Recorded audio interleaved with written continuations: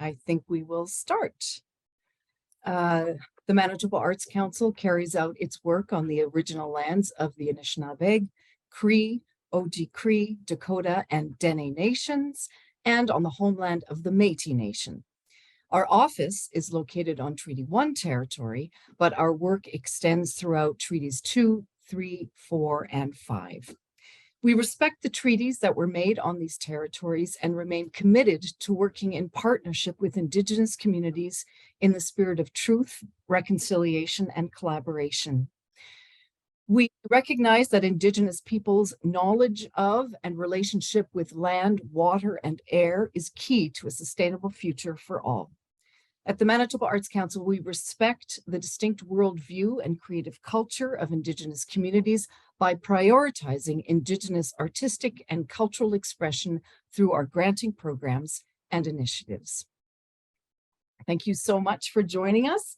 My name is Martine Friesen. I'm a program consultant here at the Manitoba Arts Council. I'm joined by my colleagues in the background, Elise Sorette and Vi Hewson. They are on our communications team and will be manning the background and also the chat and the questions.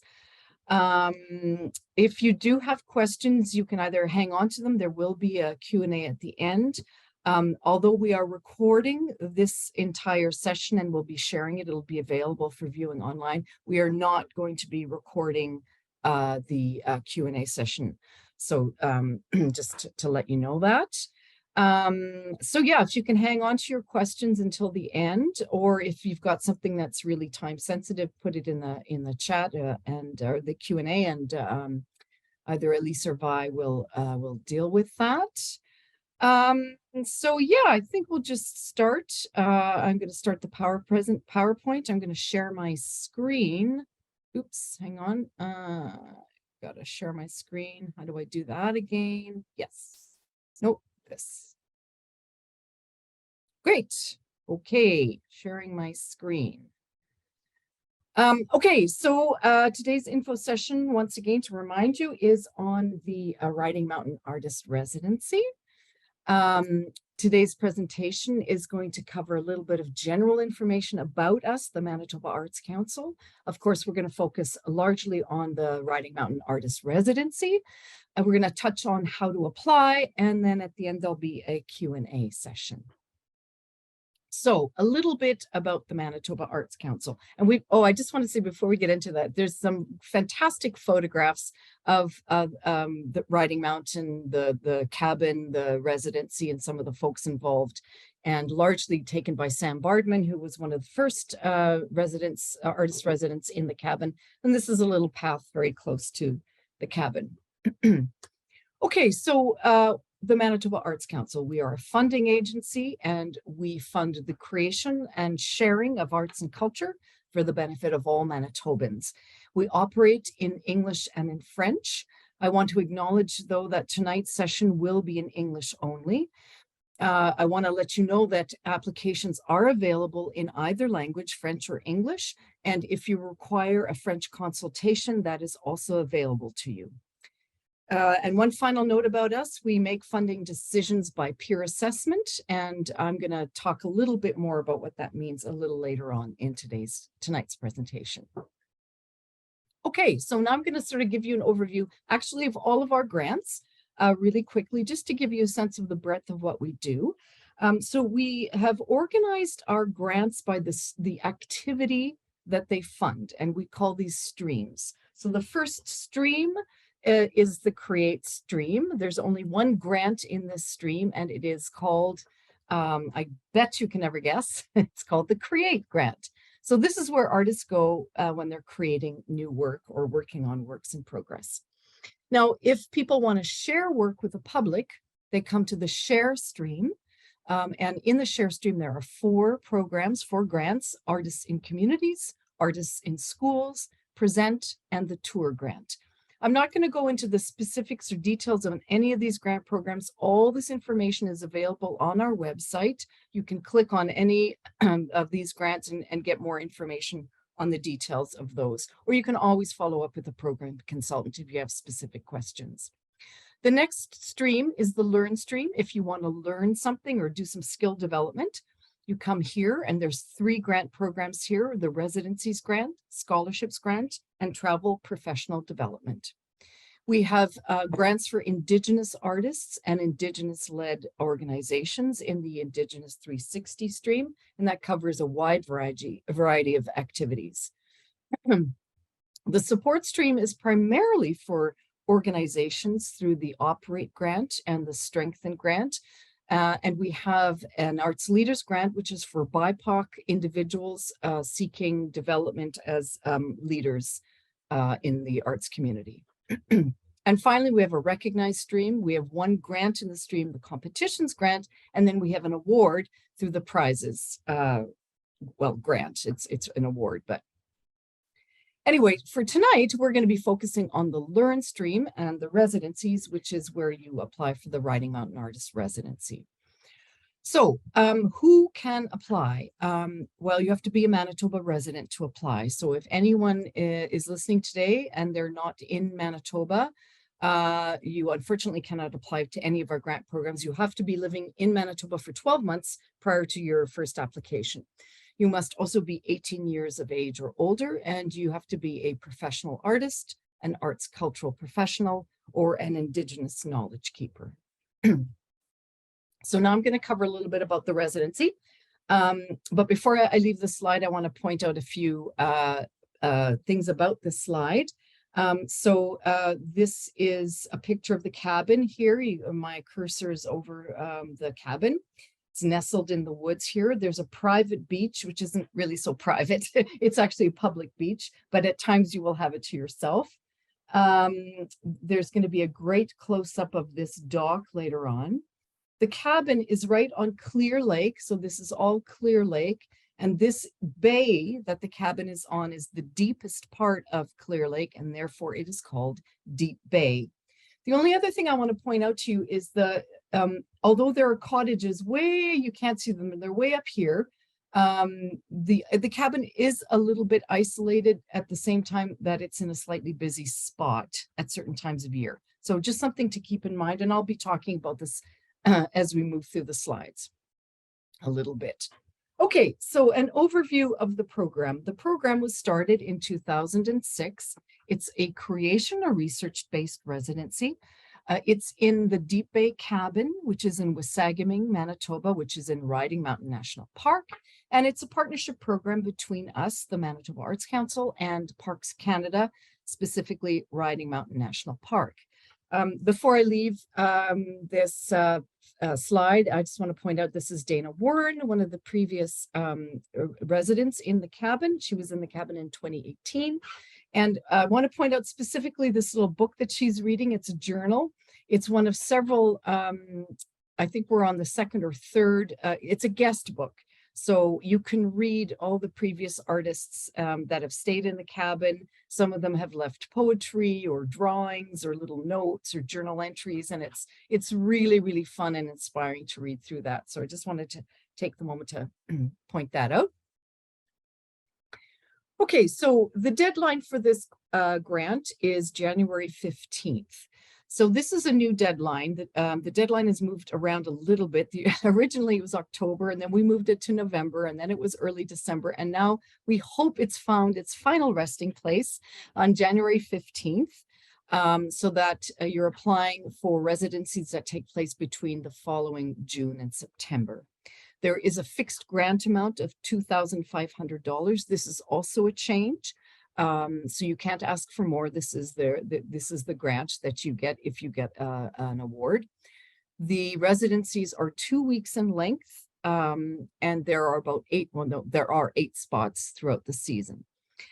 Before I leave this slide, I want to point out a couple of things here. So this woman here is Marjorie Huselak. She's one of our Park Canada contacts. All the artists that go up to have a residency are, of course, met by a park employee, and that's their contact person while they're up there. So I just wanted to point out that in this picture, it's Marjorie here. And then the artist in question for this residency is Chimwemwe Unde. She was up in 2022, and here she is during her public presentation, which I'll talk about in a little bit. Okay, eligible projects. What can you apply for? Well, really, the sky's the limit. It's a creation-based residency. So if you're working on a new work of art, or it's a work in process, or you have to do some research, or you're developing a new skill, a new technique, all of these things are eligible for your time in the cabin. This is a picture of Brendan Ahinger. He's a sound artist, so you can see he brought all his sound equipment up. And you can tell by his mask that he was up there in the height of the pandemic in 2021. The public presentation, I mentioned this earlier. So you have 2 weeks in the cabin to do whatever you want, whatever your project is. The only expectation of you is that you engage in some way with the public. This can be a variety of things. Some previous artists have wanted to give workshops and classes to the public. Some people just want to do a traditional artist talk. A lot of authors do readings. It's a wide variety of things that you can do. In the last couple of years, the presentations have all taken place at the Visitor Center, which is right in Wasagaming.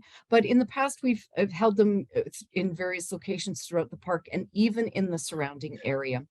In the application, you will be asked to provide some kind of idea of what you might like to do for your public presentation. It's a pretty casual thing, but we do want you to start thinking about it. And of course, if you are awarded a residency, we will work with you to find a location and a style of presentation that's going to work for you. So in this photo that you're looking at, Ian Bawa was up last summer. He's a filmmaker, and so he's at the Visitor Center, and he's doing a little talk just before his screening of his film. I want to point out, and I wish I could remember his wonderful dog's name. He has a service animal.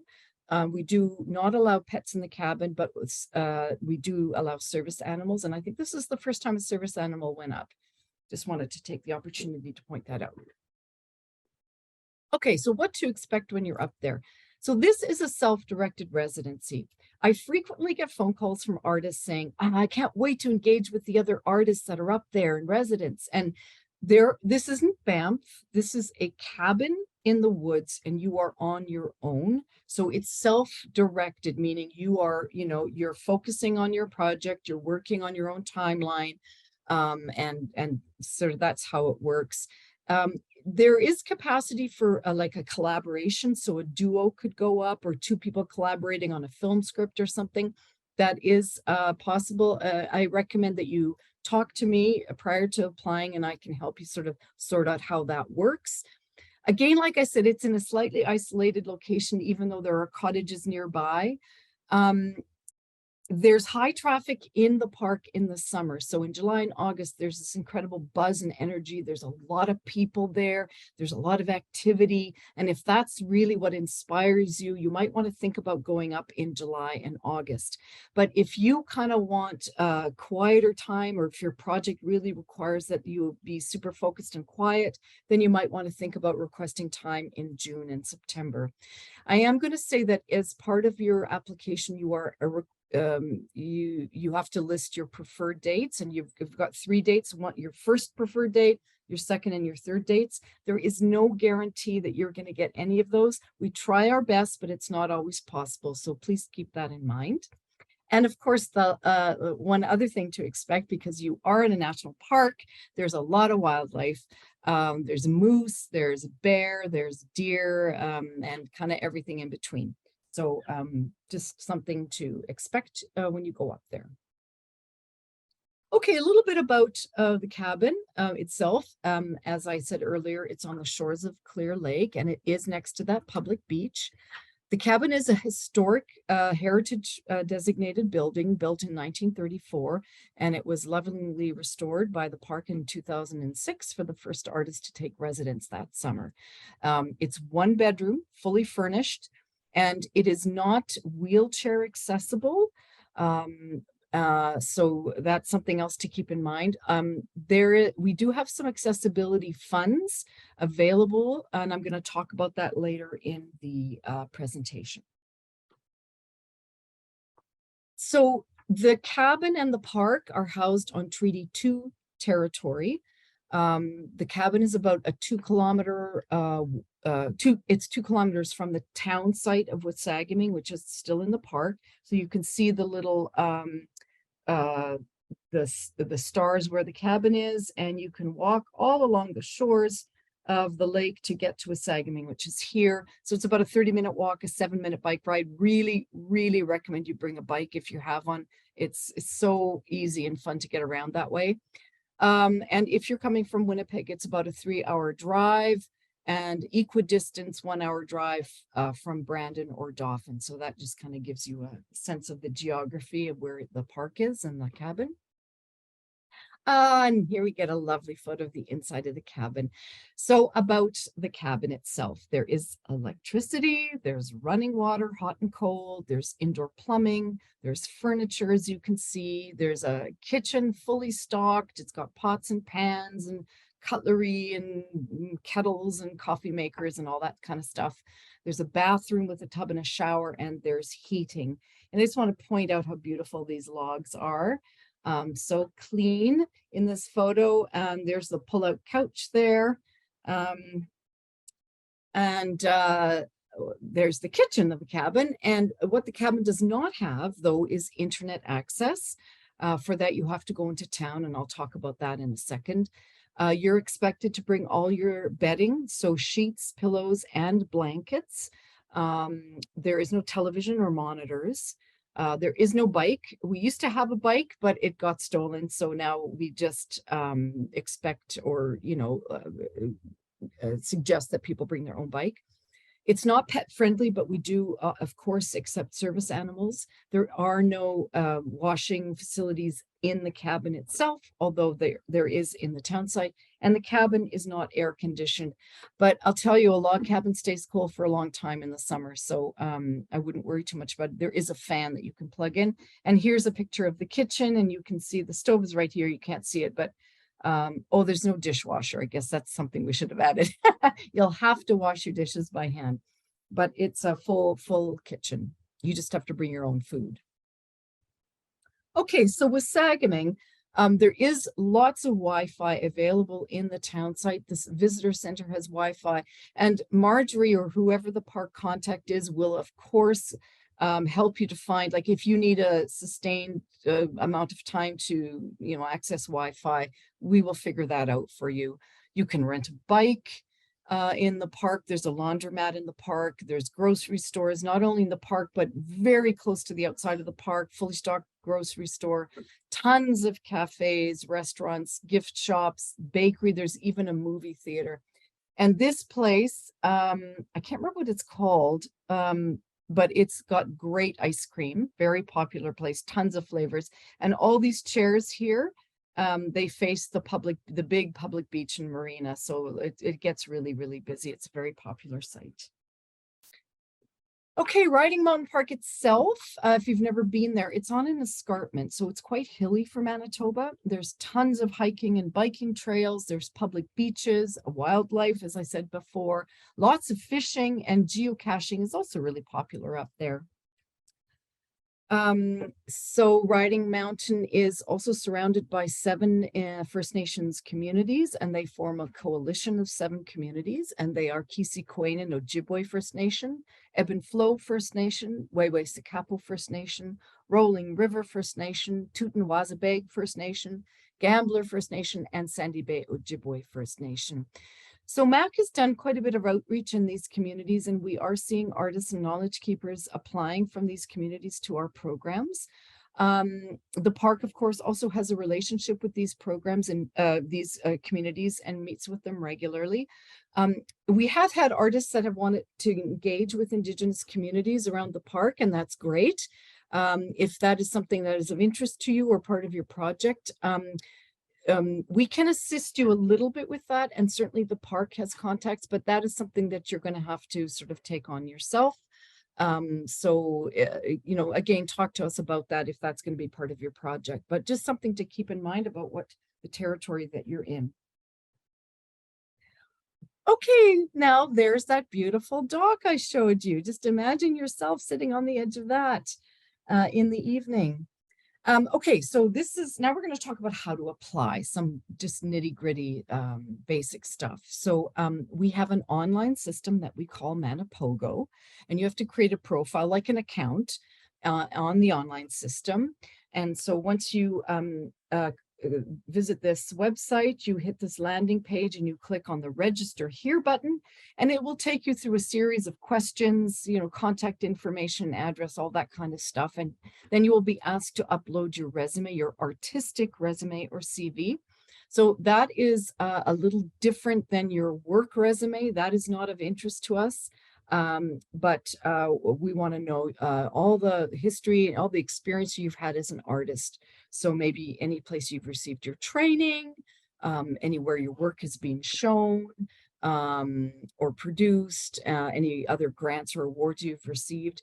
I believe my colleague Elise is probably putting some links in the chat. I can't see that, but we do actually have a blog on how to create an artistic resume, and we include templates in there for you to use if that's useful to you. And of course, if you have any questions about that, you can always call us. Once you've uploaded your resume and hit the final submit button, then it takes 1 to 5 days for your profile to be approved. You won't be able to apply for any grants until your profile is approved, but it doesn't take long.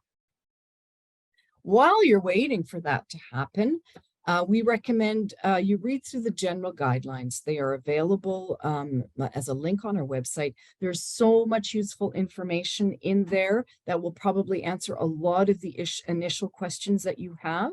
You can also go ahead and read through the program guidelines for any grant you want to apply for, especially the Learn Residencies grant. So if you are thinking of seriously applying to this program, you really have to think about your project, because you can't just apply to be an artist in the cabin. You have to what are you going to do while you're in the cabin? So think about what you want to do. Does it have artistic merit? Can you talk about what that might be? Does it have impact to you as an artist, maybe to the Manitoba arts community, or maybe the art form itself? And is it feasible? Will you be able to do it in the allotted time frame? And then when your profile is approved, then you start filling in the application. So you'll go to, there'll be a heading called Upcoming Deadlines on your homepage, and you'll click on the Start a New Application. And that will take you to the application. You start working on it. Answer all the questions, select your dates, and add your support material. Support material, to clarify what that is pretty much a requirement of all of our grants, not all, but the vast majority. And it is simply samples of your past work, whatever that might be, whatever genre you work in. So some basic grant writing tips: give yourself time, especially if this is your first application. Cut yourself some slack and start early. Don't start 2 days before, because even if you're an experienced grant writer, that's not ideal. Let's just put it that way. Be concise. Don't repeat yourself. Write in the first person. So say, I want to do this project, instead of John Doe wants to do this project. Use plain language, and edit for spelling or grammatical errors. It makes the assessors that are reading the applications, that makes their job so much easier. And ask a friend to read it over. It doesn't even have to be someone in the arts. Like, do they understand what you're talking about? Is it clear to them? What information are you missing that is obvious to you, but not to someone who doesn't know what your project is all about? Alternately, you can also ask a program consultant like me to review your application. We're happy to read a draft and give you some feedback prior to the deadline. Although I am not pictured here, and I'm trying not to take that personally, these are 3 of my lovely colleagues, Cheryl Mickey, Tracy Longbottom, and Marion Butler. And there's a couple of others that are not pictured. We're all happy to read drafts and give you some feedback. And then you submit your application when it's done. You have to submit before 11:59 on the deadline day. We highly recommend that you don't submit right at like 11:58, because if there's a mandatory field that you have missed, an error message will come up when you hit the submit button. and you will have to fix that error before you submit. And then by the time you fixed it, it may be after midnight, in which case your application is technically late. However, I want to point out a new feature that we are currently piloting. It's a 5-day extension button. So at any point after you have started a draft of your application, if you feel like you're going to run out of time, you can click this extend the deadline by 5 days button, and you automatically get a 5 extra days, so to January 20th. Even if you miss the 11:59 deadline, let's say you do get an error message, you fix it, and then it's 12:02, you can still press the extend deadline because you have a draft on the go. What you can't do is, if you haven't even started an application, you can't ask for a 5-day extension if you're not in draft. So anyway, just something new to keep in mind that hopefully will make your lives easier. Okay, then once you've hit submit, the hard work is done, but sometimes the harder work begins, which is waiting. Generally speaking, most of our grants have a turnaround of 3 months. So it takes 3 months to find out whether your grant was awarded or not. So what happens? Your application will be reviewed by an external panel of artists and arts cultural professionals. So remember when I talked about peer assessment earlier on? So that's what that means. Peer assessment means that we hire artists and arts cultural professionals to read through all the applications and make the funding recommendations. So by and large, staff here does not make those decisions. How do they make those decisions? Well, decisions are based on 3 assessment criteria. How artistically meritorious is your project? Does it have impact, and is it feasible? In the case of the Riding Mountain Residency, you won't have to wait 3 months after January 25th. You will know the results by April 1st, 2023. Okay, accessibility, the last point I want to cover. So I mentioned it earlier. We do have additional funds for people who are deaf and or living with a disability. This is funding to help applicants in a variety of ways. So if you need help creating a profile, if you need help, for instance, writing your application, completing your project, or submitting a final report, you can request funding to do that. In the case of the Deep Bay Cabin, I'm just going to take a sip of water here. Maybe you need someone to accompany you while you're there. You can apply for funding to assist you with that, or some kind of technology. We are going to recommend contact us to discuss this, but there is more information on our website about this. Also, I want to point out this icon here. This is an accessibility icon that's on our website. And if you click on it, it will give you the accessibility options for the page that you are on. So I think we're at the end of our presentation. This is how you find us. We're at Lombard Avenue. We do actually accept people coming into our office. We do recommend that you make an appointment first, but that's where we are. Here is our general line. I don't know if anyone wants our fax number anymore, but there it is. Here's a toll-free number for those of you that need that. And also here's a general email, helpdesk@artscouncil.mb.ca. That's our general email line. They can help you with just about everything you ask. And if they can't, they will forward your email to the appropriate person that can answer your question.